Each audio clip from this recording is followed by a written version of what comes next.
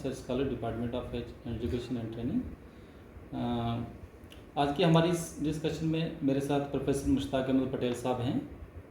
तो lesson plan के related हम आज इनसे कुछ लेसन प्लान के क्या मकासद हैं इनके बारे में कुछ जानकारी हासिल करेंगे। Welcome sir. Thank you.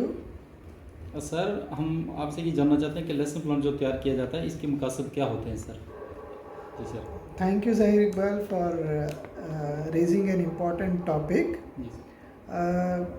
आप शायद ये जानना चाह रहे हैं कि मकासद क्या है। जी सर, मकासद क्या है सर? मकासद जिसको हम अंग्रेज़ी में ऑब्जेक्टिव्स भी कहते हैं। जी सर। ऑब्जेक्टिव्स यानी किसी काम को करने का मकसद क्या है।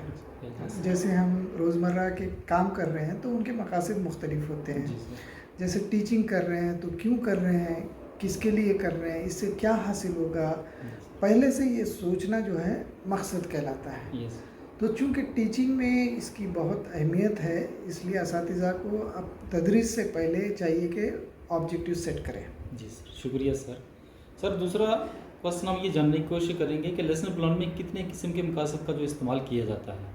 ये बहुत अच्छा सवाल है। जी सर। देखिए, मकासद जो लेसन प्लान की तैयारी में इस्तेमाल होते हैं, जी सर। 3 तरह के मकासद होते हैं। जी सर।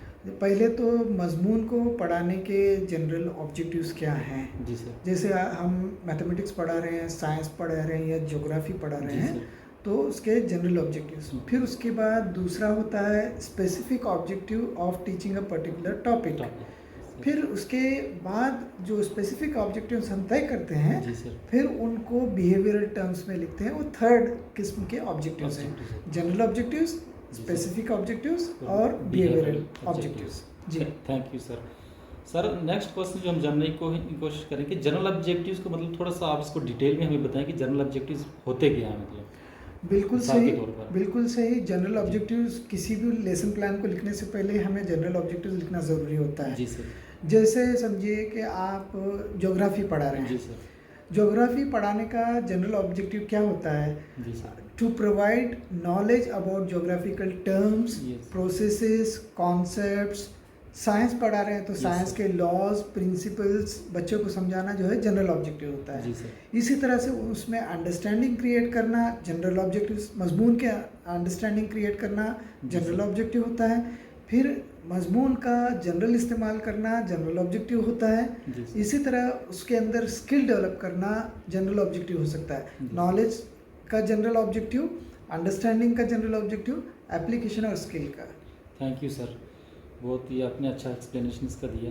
सर, तो अब हम ये नेक्स्ट क्वेश्चन ये भी जानने की कोशिश करेंगे जो स्पेसिफिक ऑब्जेक्टिव है, क्योंकि इसमें कभी कभी हमें समझ में परेशानी रहती है कि हम स्पेसिफिक ऑब्जेक्टिव को कैसे लिखें या कैसे इसको लिखना है, क्योंकि हमारे पास लेसन प्लान जो हम टॉपिक पढ़ाने जा रहे हैं कभी कभी बार वो लंबा होता है, उसमें ऑब्जेक्टिव्स बहुत सारे होते हैं, लेकिन हम इसको एक ब्रीफ में कैसे लिखें कि स्पेसिफिक ऑब्जेक्टिव हम क्या क्या किस मौके पढ़ाने जा रहे हैं? बहुत सही है। जी सर। देखिए, जनरल ऑब्जेक्टिव साइंस पढ़ाने का आपका भी वही होगा, जी सर। मेरा भी वही होगा, जी सर। किसी और का भी वही होगा। Yes sir. लेकिन अब मैं स्पेसिफिक ऑब्जेक्टिव पे आऊँ जी तो सर। स्पेसिफिक ऑब्जेक्टिव सही समझिए कि क्लाइमेटिक चेंज पढ़ा रहा हूँ मैं। जी सर। मेरे सामने आपका ही यहाँ पे लेसन प्लान है। जैसे स्पेसिफिक ऑब्जेक्टिव आप पढ़ा रहे हैं क्लाइमेटिक चेंज, जी सर। तो student understand the concept of climate. Climate. Yes. ये specific to the particular topic. Topic. Yes हाँ? सर। फिर दूसरा है student understand the factors influencing climate. Climate. Yes sir. पहला कॉन्सेप्ट ऑफ क्लाइमेट, दूसरा sir. Factors influencing climate. जी sir. फिर तीसरा है student analyses the impact of climate. Climate. ये स्पेसिफिक Specific ऑब्जेक्टिव्स हैं। objectives. जी, ये स्पेसिफिक ऑब्जेक्टिव हो गए हमारे जो हम उस पार्टिकुलर लेसन प्लान में पढ़ाने जा रहे हैं। जैसे क्लाइमेट का टॉपिक अपने आप में एक बहुत बड़ा टॉपिक है, जी, लेकिन हमने मतलब क्लाइमेट पढ़ाया और सब टॉपिक भी हमारा क्लाइमेट आ गया, उसमें हमने स्पेसिफिक ऑब्जेक्टिव ये कि meaning of climate, factor of influencing climate and the basics of climate change. Yes sir.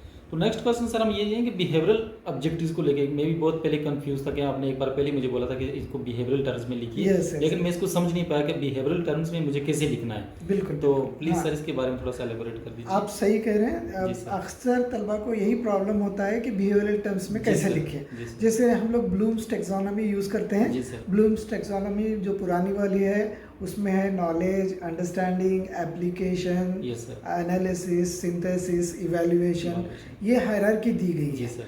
तो नॉलेज में बिहेवियर क्या होता है बच्चों का, जी सर। रिकॉल करता है, रिकॉग्नाइज करता है, Recognize अंडरस्टैंडिंग में इलस्ट्रेट करता है, एक्सप्लेन sir. करता है, Yes, एप्लीकेशन में यूज़ करता है, स्किल में डेमोन्स्ट्रेट करता है, जी मेजर sir. करता है। इन चीज़ों को हम देख सकते हैं। जी सर। नॉलेज को नहीं दे सकते, अंडरस्टैंडिंग को नहीं दे सकते, लेकिन जी अलबत्ता बिहेवियर जो है देख सकते हैं। तो जो ऑब्जेक्टिव्स बिहेवियर को जाहिर करते हैं वो बिहेवियरल ऑब्जेक्टिव्स कहलाते हैं। आपके यहाँ पे लेसन में आपने लिखा है कि अंडरस्टैंड में student explains the concept of climate. Climate. यहाँ पे explain, the term explain Explain, यानी yes, sir. कुछ कर रहा है कर काम। रहा है, yes, sir. क्या कर रहा है? क्लाइमेट को एक्सप्लेन कर रहा Explain है। कर रहा है। तो इसको जांचना भी आसान होगा। Yes, sir. फिर देखिए आप उनके यहाँ पे लेसन प्लान में लिखा हुआ है student gives factors influencing climate. Climate. Factors बहुत सारे होंगे sir. क्लाइमेट को असरअंदाज करने वाले। Yes, sir. List out factors influencing climate. Climate. तो ये लिस्टिंग आउट जो है अंडरस्टैंडिंग का हिस्सा होगा, जी, sir. तो वो लिस्ट आउट करता है, जी, sir. तो हमें पता चलता है कि उसकी अंडरस्टैंडिंग हो चुकी है।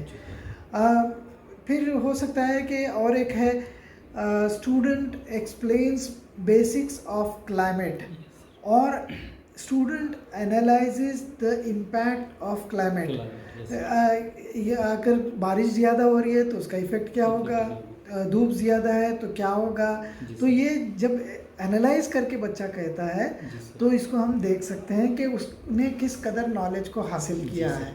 तो ये बिहेवियरल टर्म्स के स्टेटमेंट कहलाते हैं।